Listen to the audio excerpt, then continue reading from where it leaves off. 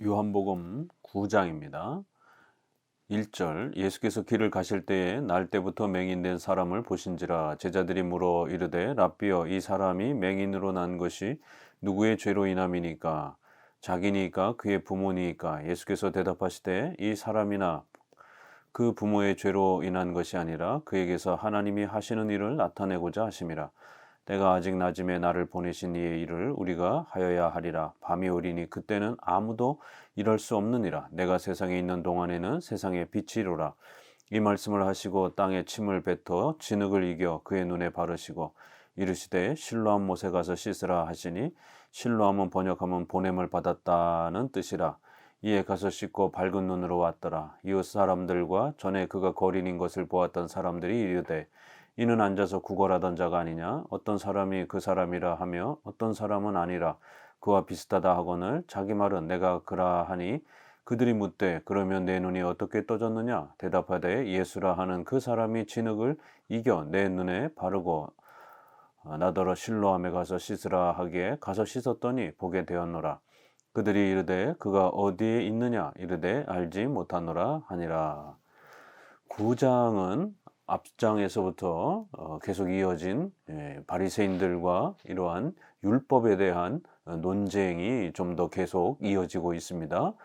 그래서 율법에 대한 잘못된 이해를 책망하시고 구약의 그러한 그 율법의 이러한 또 내용이 예수 그리스도를 예언하는 또 이러한 아주 중요한 또 모습이 있고 또 율법은 또 율법대로 복음으로 인도하는 그러한 복음과 율법의 조화관계에 대한 부분들을 소개하고 또 더 나아가서는 그 율법 자체의 그 쓰임에 있어서 또 이러한 외적인 형식과 또 내적인 율법의 본질적 또 그러한 의미를 잘 살펴서 율법의 올바른 쓰임을 따라서 복음과 조화를 맞춰서 이렇게 또 사용하는 것이 또 구약의 올바른 이해다라고 예수님이 또 그렇게 방향을 잡아주셨습니다. 여기서도 이제 병자를 고치는 이 장면에서 바로 이 날이 안식일이었기 때문에 이제 후반부에는 안식일 논쟁에 대한 부분들이 이제 주로 소개가 됩니다.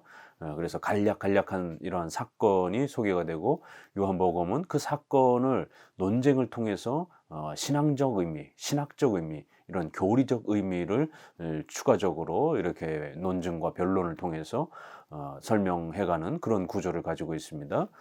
그러면서 이제 예수님의 특별히 신성과 관련된 그러한 또 성격을 좀 더 각각의 여러 사건들을 통해서 예수님의 존재의 신성과 또 그 예수님이 메시아로서 우리의 구원자로서 또 이러한 사역하시는 그리스도의 이러한 사역들을 아주 상세하게 풀어가고 있습니다.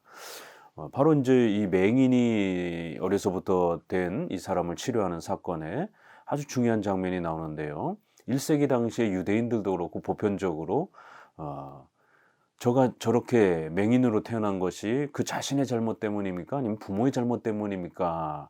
이렇게 어떤 외적인 질병과 이런 부분들의 원인을 인간의 그러한 숨겨진 죄로부터 추적하는 인간의 어떤 잘못으로부터 추적하는 이러한 사고들을 우리가 인과론이라고 이렇게 표현을 합니다. 원인으로부터 인간의 그런 숨겨진 내면적인 어떤 잘못으로부터 외적인 어떤 그러한 질병과 또 여러 가지 어려움들이 찾아온다라고 하는 그러한 숨겨진 그러한 악에 의해서 외적인 결과가 찾아온다라고 하는 원인과 결과로 인간의 그런 고통과 이런 모든 아픔들을 해설하려고 하는 그러한 인과론적인 그 해석이 이렇게 퍼져 있었습니다.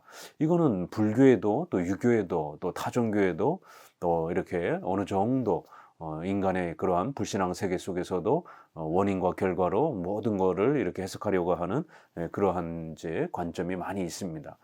물론 우리 기독교에 있어서도 죄 때문에 또 질병이 찾아오기도 하고 죄 때문에 우리 삶에 고통이 찾아오기도 하는 죄와 그런 또 불행과의 관계에 있어서 분명히 인과론이 있습니다. 그렇지만 이제 우리 정통 기독교는 우리의 인간의 삶의 고통을 무조건 모든 것을 다 인간론적으로만 적용하지는 않습니다. 바로 이제 여기에서의 아주 중요한 또 차이가 있습니다. 그 사람 때문입니까? 아니면 그의 부모 때문입니까? 우리 유교 문화에도 이렇게 자녀들이 잘못 장애아로 태어나고 이러는 것들을 다 부모의 죄 때문에, 특별히 여자의 죄 때문에 이렇게 한 특정한 사람에게 이렇게 그 모든 핑계를 대면서 사람을 매도하고 또 따돌림하는 이런 아주 악한 또 그러한 모습이 있습니다. 또 인과론을 지나치게 또 잘못 사용하게 되면 이 기복주의와 같은 이러한 또 형태에서도 자기가 잘해서 마치 모든 복을 소유한 것처럼 구원에 있어서도 이 인과론이 인간의 공로와 선행이 마치 구원의 보탬이 되는 것처럼, 신인 협력주의의 어떤 토대가 되는 것처럼, 이렇게 인과론이 잘못 쓰여지게 되면 아주 심각한 또 사람을 파괴하는 구원과 삶에 있어서 치명적인 이러한 또 해를 입힙니다. 인과론이 올바르게 쓰여져서 우리 자신의 죄를 반성하고 다시는 그런 잘못을 범하면 안 되겠다 이렇게 반성하는 이러한 차원에서는 얼마든지 허용이 되어지지만, 그 인과론이 이런 우리 인간의 구원과 우리의 삶 전체를 설명하는 근본적 토대처럼 이렇게 극단적으로 사용하게 되면 구원론도 파괴가 되고, 또 인간의 삶에 또 이러한 부분들을 결국 또 파괴하는 심각한 일이 벌어집니다.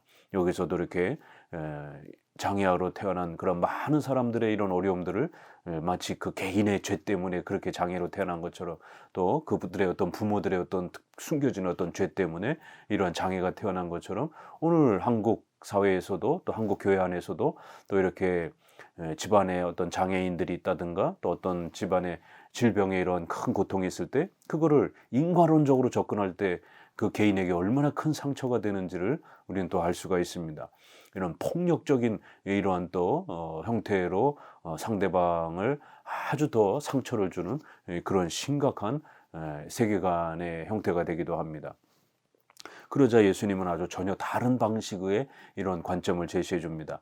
이 사람이나 그 부모의 죄로 인한 것이 아니라 그에게서 하나님의 하시는 일을 나타내고자 함이라, 이러면서 하나님께서 인류를 통치하실 때 일정 부분 어떤 죄 때문에 이런 질병과 고난이 찾아오는 분명히 원인과 결과의 그러한 방식으로 하나님께서 또 인류의 도덕의 이러한 부분에 있어서 권선징악, 잘못을 행하면 반드시 벌을 받는다라고 하는 이런 권선징악의 이러한 또 일정한 원리를 작동시킵니다. 그렇지만 우리 웨스트민스터 신앙고백 17장이나 5장의 섭리론을 보게 되면 네 가지 원리가 소개가 됩니다.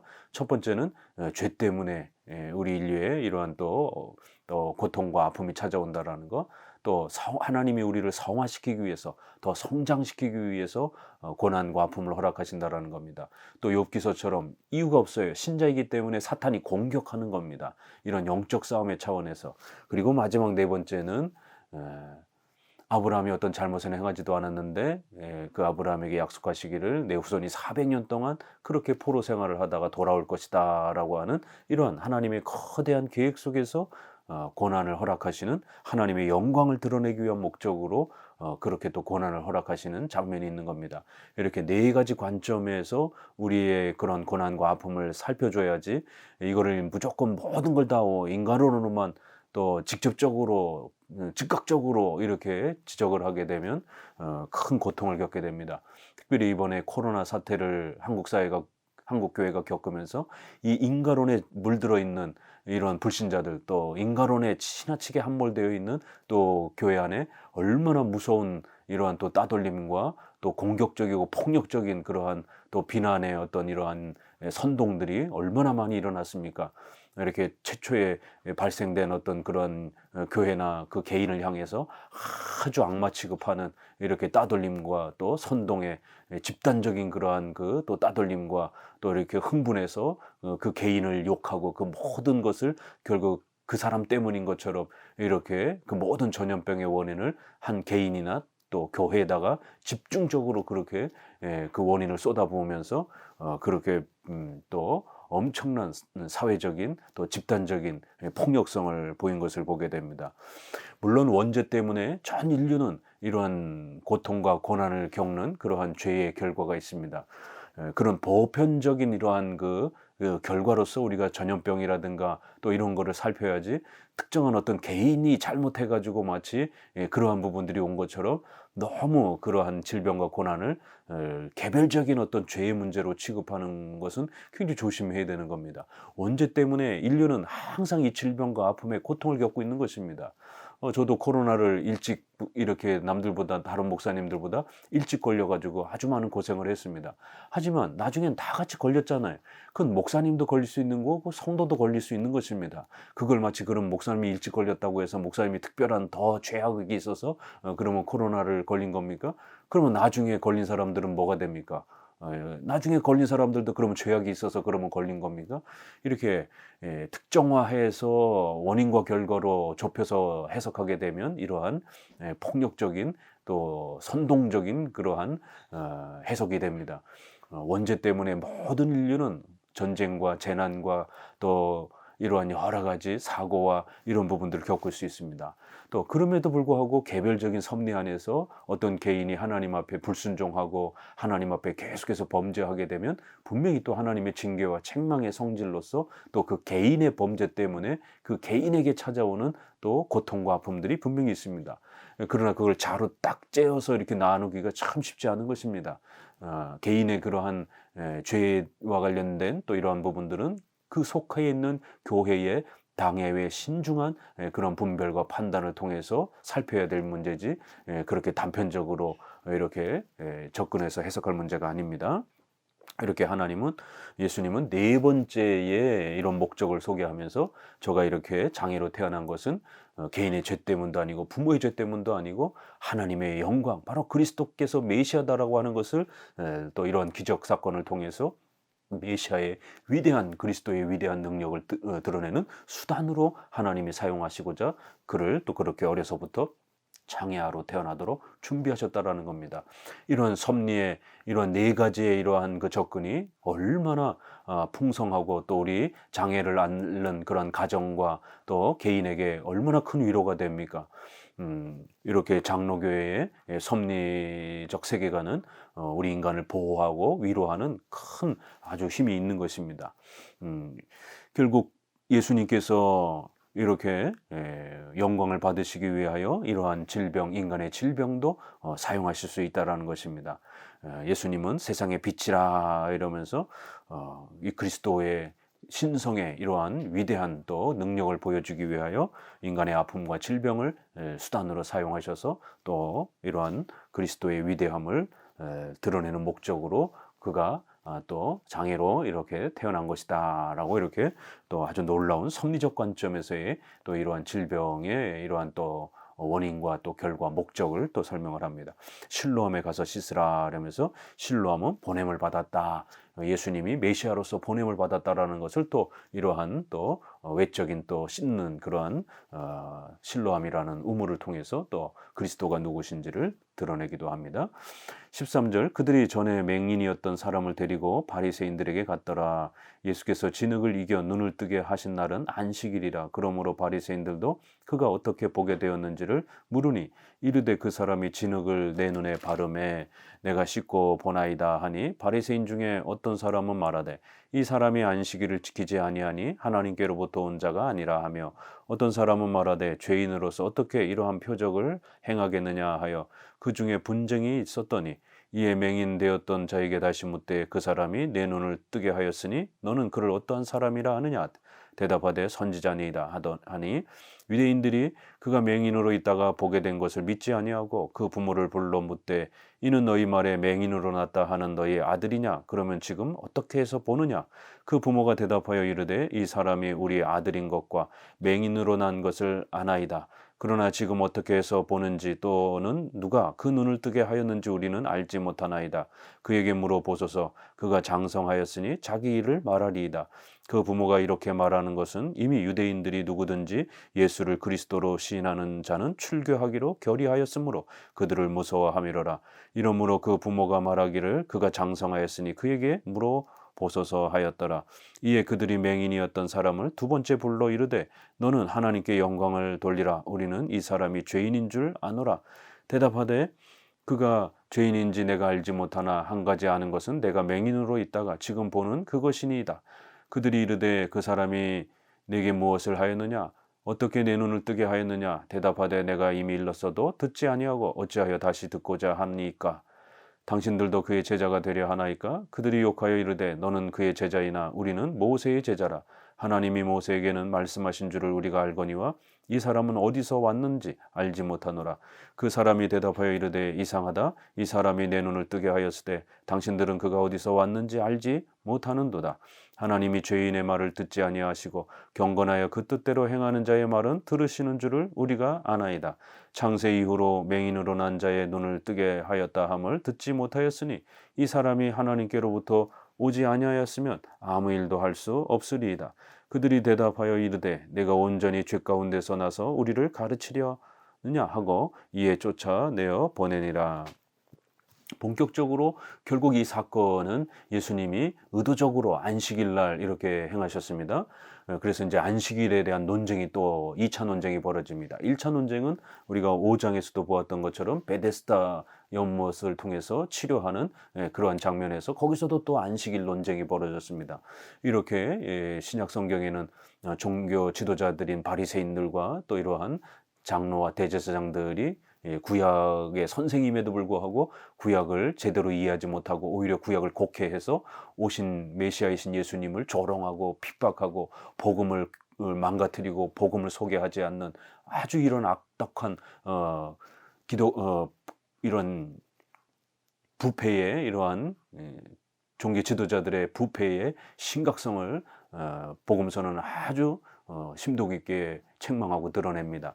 이 부분에서도 역시 안식일 논쟁을 몇 차례 거쳐가면서 이렇게 안식일의 본질적 의미를 곡해하고 있는 외형만 의식적인 부분들만 붙잡고 오히려 내적인 본질을 다 놓치고 있는 구약에서 가르치고 있었던 또 이러한 율법의 목적과 사용 또 율법과 복음의 또 이런 조화 관계들을 전혀 이해하지 못하는 종교 지도자들의 이러한 부패한 모습 결국 그들의 그러한 곡해들은 기독교를 곡해하고 복음을 망가뜨리는 그런 결정적인 위협이 된 것입니다.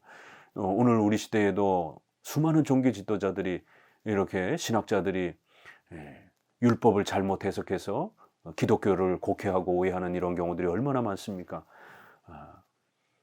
율법주의가 있습니다. 로마 가톨릭도 율법주의입니다. 인간의 행위가 구원의 보탬이 될 수 있는 것처럼 그렇게 공로주의를 주장을 하면서 인간의 그런 선행과 그런 종교적 경건이 구원의 조건이 되는 것처럼 율법주의를 주장을 합니다. 또 다양한 인간의 공로들을 주장을 하면서 그러한 것들이 조건이 돼서 구원의 보탬이 되는 것처럼 또 더 나아가서는 아주 엄격한 금욕주의적인 또 그러한 규범들을 신앙생활로 제시하면서 숨도 못 쉬게 그렇게 아주 극단적으로 엄격주의적으로 이렇게 강조하는 신앙생활을 주장하는 그래서 맹종 맹신을 주장하라는 이러한 또 율법주의가 있습니다. 그러니까 율법을 그들은 너무 소중하게 여기려고 하다가 결국 율법의 본질을 잃어버리고 율법의 외적인 그러한 형식만 붙잡고 내적인 본질을 잃어버리는 이러한 실수의 원리는 바리새인들이나 로마 가톨릭이나 또 오늘날 다양한 형태의 율법주의자들이 공통적인 겁니다. 그들은 분명히 율법의 외적인 형식을 존중하고 율법의 외적인 부분들을 나름대로 열심히 지켜보려고 했지만 결국 율법과 복음의 이 조화관계 또 율법의 삼용법이라고 하는 1용도, 2용도, 3용도의 이런 율법의 각각의 쓰임새의 성격을 정확하게 이해하지 못하게 되면 결국 극단적 율법주의로 빠지게 되는 겁니다. 그러다 보니까 그런 교파들의 또 환멸을 느끼고 반대로 율법을 폐기하고 율법을 제거하려고 하는 그래서 신비주의, 경건주의, 체험주의로 이렇게 신앙을 추구하려고 하는 제세례파와 또 이러한 경건주의, 신비주의파들이 무율법주의 형태로 또 이렇게 등장을 하는 것입니다. 이렇게 교회 역사 속에서는 율법을 제대로 이해 못해서 율법주의에 빠지든가 또 극단적으로 신앙만 강조하면서 결국 율법을 제거하는 이러한 또 무율법주의에 빠지든가 이러한 많은 일들이 벌어집니다. 오늘 본문에서도 이렇게 바리새인들이 외적인 그 노동 금지라고 하는 이러한 외적인 부분만 지나치게 고집하면서 안식일이라 할지라도 병자를 고칠 수 있는 이러한 사람을 사랑하고 병자를 고치는 이러한 국률 사역과 구제 사역은 얼마든지 열려 있는 것인데 단지 노동만 하지 말라라고 하는 이러한 외적인 형식만 잘 지키면 안식일을 온전히 지킨 것처럼 율법의 본질적 목적과 외적인 그러한 형식의 이러한 사용의 수단의 이러한 목적을 제대로 정립을 못하고 있는 것입니다. 오늘날도 율법주의자들은 율법의 본질적 핵심과 또 그 율법이 가지고 있는 원칙, 그 다음에 또 배려, 분명히 십계명에는 4계명 안식일뿐만 아니라 각각의 그 계명들이 원칙적인 명령이 있습니다. 그럼에도 불구하고 특수한 경우에는 또 예외적인 경우를 허용해주는 모세의 이러한 그 이혼 증서처럼 이혼은 분명히 비성경적인 것입니다. 그러나 하나님이 모세에게 이혼 증서를 써주라고 하는 예외적인, 여성이 이렇게 생명의 위협을 받을 정도로 학대를 받고 또 이렇게 버림을 받게 되면 합법적으로 이혼할 수 있도록 이혼 증서를 써주라는 거예요. 바로 이거는 특수한 경우에 배려를 해주는 겁니다. 이렇게 해서 예외적인 그런 경우를 두는 것입니다. 주일 성수 분명히 해야 됩니다. 그렇지만 또 군인, 의사, 또 경찰, 이런 특수 직업군에 있는 사람들은 국민의 생명과 교인의 생명과 교회를 지켜야 되기 때문에 3교대 형태로 주일날 일을 할 수밖에 없는 것이에요. 그래서 그러한 특수적인 예외적인 그러한 경우가 발생이 됐을 때는 배려해 주는 겁니다. 이 배려가 없으면 극단적 율법주의가 되는 겁니다. 또 배려를 너무 남용하고 원칙처럼 사용하게 되면 세속주의가 되는 것입니다. 이렇게 율법이라고 하는 이 기본 그 틀을 지키는 데 있어서도 내적인 그러한 면과 외적인 의식법의 이러한 형식들, 이러한 외적인 제사법과 또 사회적 형벌과 이런 것들은 오늘 우리 시대에 분명히 중단되었습니다. 손을 자르고 또 돌로 치고 이런 무서운 사회적 구약의 형벌들이 있습니다. 이건 중단되었습니다. 성전 제사가 중단된 것처럼 이렇게 율법의 형식에 대한 부분도 우리가 연속되는 것과 내적 본질로 또 연속되는 것과 또 중단된 것을 잘 구별해야 되고, 또 율법의 원칙적인 면과 예외적인 배려적인 면들을 또 잘 또 구별해서 또 사용을 해야 되고요. 또 그 복음은 또 복음과 율법이 또 조화관계 속에서 균형을 이루도록 그렇게 잘 설명을 해야 되는 것입니다. 그런데 단지 노동을 했다라고 하는 그 이유 때문에 병자가 치료가 되어진 이 소중한 사건을 오히려 예수님을 조롱하고 또 그 치유된 사람을 아주 공경에 처하면서 결국 그 부모까지 불러다가 의도적으로 출교를 하려고 이렇게 공격하는 아주 악독한 종교 지도자들이 이런 일들을 행하고 있는 겁니다. 이렇게 22절에도 유대인들이 누구든지 예수를 그리스도로 시인하는 자는 출교하기로 결의하였습니다. 이러면서 결국 예수님을 그리스도로 고백하는 게 얼마나 소중한 겁니까? 그런데 이 소중한 복음 자체를 아주 거북스러워하고 자기들의 그런 기복주의와 자기들의 특권과 이런 부분들이 위협받으니까 복음을 가르치면 당연히 그런 부분들에 대해서 비판을 하니까 결국 복음을 공격하는 이런 아주 악독한 모습들을 보이는 것을 보게 됩니다. 그러다 보니까 그 부모들조차도 이 놀라운 그리스도가 치료해 주신 이 사건을 있는 그대로 드러내질 못하고 그 본인에게 물어봐라 이러면서 핑계를 대면서 그 출교에 대한 공포와 두려움을 피해가는 것을 보게 됩니다. 그러자 그 당사자에게 물었을 때 너가 누구를 통해서 치료받았느냐 그러니까 그가 어떤 사람이냐 그러니까 선지자입니다. 복음서에서는 항상 그 선지자라고 하는 신명기 18장에서 소개하는 모세가 나와 같은 선지자를 장차 메시아로서 보내실 것이다 라고 하는 이 그 선지자라는 이 단어가 메시아를 뜻하는 아주 중요한 단어입니다. 근데 이제 여기서 이 병자는 이 그라는 관사를 쓰지 않고 그냥 일반적인 선지자 엘리야라든가 또 이렇게 능력을 행했던 그런 일반적 선지자처럼 이스라엘 백성들을 도와주는 그 정도의 선지자로밖에 이해를 못한 겁니다. 아직 예수님에 대해서 충분히 이해를 못하고 있는 것을 알 수가 있습니다. 그래도 나름대로 이렇게 유대인들을 이렇게 또 비난하고 비판하면서 변증해가는 모습을 봅니다. 결국에는 두 번째 바리새인들이 두 번째 종기 지도자들이 이 병자를 불러서 너는 하나님께 영광을 돌리라. 그러나 우리는 이 사람이 죄인인 줄 아노라. 얼마나 모순입니까? 하나님을 영화롭게 하면서 그리스도를 조롱하는 것이, 그리스도는 아주 악독한 죄인이라는 것이 어떻게 이럴 수가 있습니까? 하나님을 영화롭게 한다라고 하면서 예수님을 조롱하는 이러한 혼합주의적인, 종교 혼합주의적인 인간의 욕망에 맞춰진 형태로 하나님을 이해하는 이러한 잘못된 이러한 종교의 모습이 결국 오늘날 한국교회 안에도 대형교회를 중심으로 해서 얼마나 또 많이 이러한 폐단들이 정작 예수님을 가르쳐주는 게 아니라 죄사함의 이신칭의 이런 복음을 가르쳐주는 게 아니라 예수님 믿으면 부자가 될 수 있고, 예수님 믿으면 성공할 수가 있고, 예수님 믿으면 병치료가 낫고, 이런 식으로 복음을 가르치지 않고 자기들의 욕망과 인간의 그러한 잘 먹고 잘 살고 싶은 그런 욕망을 이용해서 결국 그들을 교회로 초대하고, 그래서 사람들을 모으고, 그리고 그런 많은 그런 헌금과 인력을 가지고 권력을 자기 주머니에 자신의 뱃속을 채우는 그러한 목적으로 사용을 합니다. 이러한 종교 지도자들의 복음을 제대로 이해하지 못하는 이런 어리석음과 또 종교를 악용하고 자기의 이속의 수단으로, 유익의 수단으로 사용하는 이러한 모습들, 하나님께 영광을 돌리라 그러면서 정작 죄를 지적하고 교리를 가르치는 이러한 정통 개혁파 목회자와 신학자와 성도들은 조롱하고 깔보는, 이렇게 예수는 그리스도라라고, 예수는 우리의 죄사함과 하나님의 자녀를 위한 메시아다라는 구원 사역을 하신 그리스도라라고 가르치는 이런 참된 복음을 아주 듣기 싫어하고, 신비 체험해 준다 그러면 사람들이 벌떼처럼 몰려듭니다. 돈 벌게 해주겠다라고 하면 사람들이 벌떼처럼 모여듭니다. 그러나 죄사함 받고 천국과 영생의 비밀을 가르쳐주는, 또 지옥의 심판과 하나님의 무서운 정죄의 이러한 죄의 이러한 내용들을 설교하고 가르치면 오지를 않는 것입니다.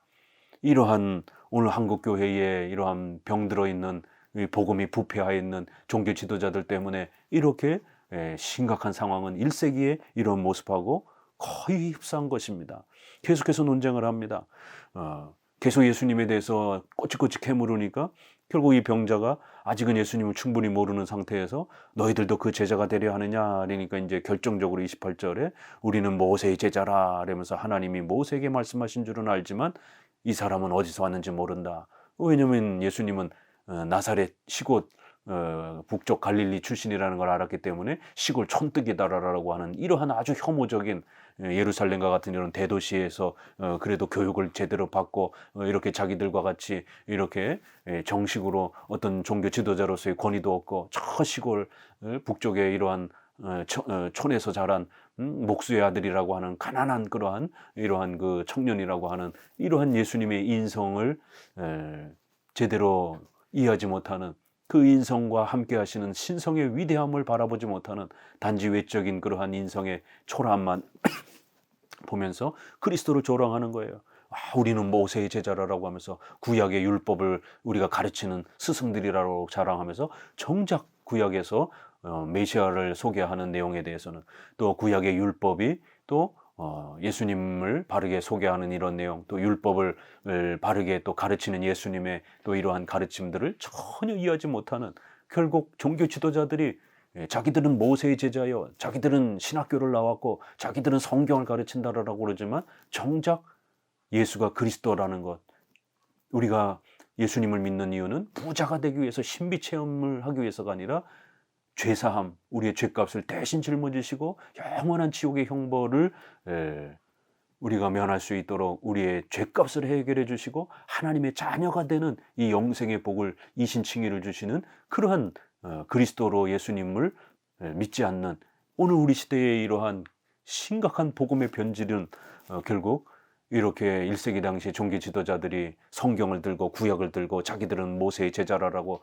자기는 신학교 교수라고 주장을 하면서 예수님의 신성을 믿지 않는, 예수님의 이런 죄사함의 구원 사역을 믿지 않는 오늘날 자유주의자들이 얼마나 많습니까? 아주 대놓고 성경의 무호성을 부정을 하고 또 예수님의 신성을 부정하라고 삼일체를 부정을 하는, 오직 믿음으로 구원받는 이런 기독교의 본질을 부정을 하는 이러한 신학자들, 자유주의자들이 얼마나 많습니까? 최근에 이러한 WCC, 다종교에도 구원이 있다라고 하는 이렇게 아주 대놓고 종교 혼합주의를 부르짖는 WCC, 그리고 그 WCC와 모든 신학과 또 활동을 함께 하겠다라고 하는 WEA, 그리고 또 그 WEA와 WCC를 또 같이 연합하고 계승하고 싶어하는 로잔 또 이러한 회의라든가 이러한 교회 연합 운동들이 초교파적이고 타종교와도 연합해야 된다라고 하는 이러한 종교다원주의적인 종교혼합주의적인 운동들에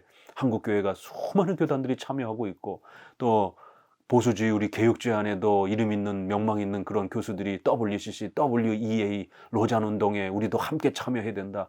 그런 데서 우리가 나오게 되면 왕따가 된다. 이러면서 벌써 종교 혼합주의가 된 이런 단체들에 적극적으로 활동을 해야 된다라고 이렇게 목소리를 높이고 있는 겁니다. 참 심각한 겁니다. 1세기 당시에 이러한 종교 지도자들이 예수는 그리스도라고 하는, 오직 예수 그리스도 외에는 구원받을 만한 다른 이름을 우리에게 주신 일이 없다라고 하는 사도행전 4장 12절 말씀처럼 십계명에 나 외에는 다른 신이 없다라고 하는, 다른 신을 내 앞에 두지 말라라고 하는 오직 삼일체 하나님만이 배타적으로 참되신 하나님이라는 것, 다른 모든 신들은 가짜라는 겁니다. 배타성이 있는 겁니다. 기독교는 절대적인 배타성이 있는 겁니다. 왜요? 유일신 하나님만이 참된 신이고 나머지는 가짜이기 때문에 그런 겁니다. 오직 예수 그리스도 외에는 구원이 없기 때문에 타종교와 이러한 부분들은 절대로 우리가 연합할 수가 없는 것입니다. 성경을 들고 성경의 교사라고 자랑을 하지만 결국 예수님을 알지 못하는 이러한 어리석은 모습을 요한복음은 아주 꼬집고 있는 겁니다. 그러면서 이 사람이 하나님께로부터 오지 아니하였으면 아무 일도 할 수 없었으리라 이러면서 오히려 그 가난하고 병든 이러한 환자의 치료받은 이 사람하고 논쟁을 하면서 오히려 이 환자는 조금씩 예수님에 대한 소망을 이렇게 키워가고 있는데, 오히려 종교 지도자들이라고 하는 자들은 예수님을 조롱하고 비웃으면서 온전히 내가 죄 가운데서 나서 우리를 가르치려고 하느냐 이러면서 출교를 시켜버리는 것을 보게 됩니다. 결국 자기들은 성경의 교사라고 하면서 정작 복음을 듣고 싶어하는 자는 내어 쫓아버리고 자기들은 복음의 문을 확 닫아버리는 이런 어리석은 모습을 보게 됩니다. 35절 예수께서 그들이 그 사람을 쫓아냈다 하는 말을 들으셨더니 그를 만나 이르시되 내가 인자를 믿느냐 대답하여 이르시되 주여 그가 누구시오니까 내가 믿고자 하나이다. 예수께서 이르시되 내가 그를 보았거니와 지금 너와 말하는 자가 그이니라. 이르되 주여 내가 믿나이다 하고 절하는지라. 예수께서 이르시되 내가 심판하러 이 세상에 왔으니 보지 못하는 자들은 보게 하고 보는 자들은 맹인이 되게 하려 함이라 하시니, 바리새인 중에 예수와 함께 있던 자들이 이 말씀을 듣고 이르되 우리도 맹인인가. 예수께서 이르시되 너희가 맹인이 되었더라면 죄가 없었으려니와 본다고 하니 너희 죄가 그대로 있느니라. 이제 마지막 결론을 맺으면서 그 병자가 예수님을 이제 만나는 장면이 소개가 됩니다. 그리고는 인자를 믿느냐, 예수 그리스도를 믿느냐, 예수님이 우리의 죄사함을 해결해 주시는 그러한 메시아임을 믿느냐라고 아주 가장 중요한 핵심을 묻고 그가 주여 내가 믿나이다, 믿고자 하나이다 라면서 그를 계속해서 신앙으로 초대합니다. 지금 너와 말하는 자가 그이니라, 바로 그이다 라고 하는 이 표현은 나는 나다 라고 하는 아주 중요한 신약의 예수님이 구약의 출애굽기 3장 14절에 하나님은 스스로 있는 자다라고 하는 하나님의 전능성, 자존성을 표현한 그 표현을 나는 나다라는 표현입니다. 출애굽기 3장 14절이 바로 그 말씀을 예수님이 자신에게 적용하면서 바로 나는 그다, 나는 나다 이러면서 바로 메시아인 나를 믿어야 된다라고 이렇게 초대를 하는 것입니다. 그래서 내가 믿나이다라고 이렇게 놀라운 그리스도의 메시아의 또 이러한 사역과 그리스도께서 또 하나님의 아들이심이 또 여호와이심이 이렇게 아주 멋있게 드러납니다. 그렇지만 정작 종교 지도자들이라고 하는 자들은 맹인이고 어리석은 자이고 결국 그들은 죄를 그대로 짊어진 채 하나님의 앞에 심판의 대상이다라고 이렇게 아주 엄중하게 책망을 받습니다.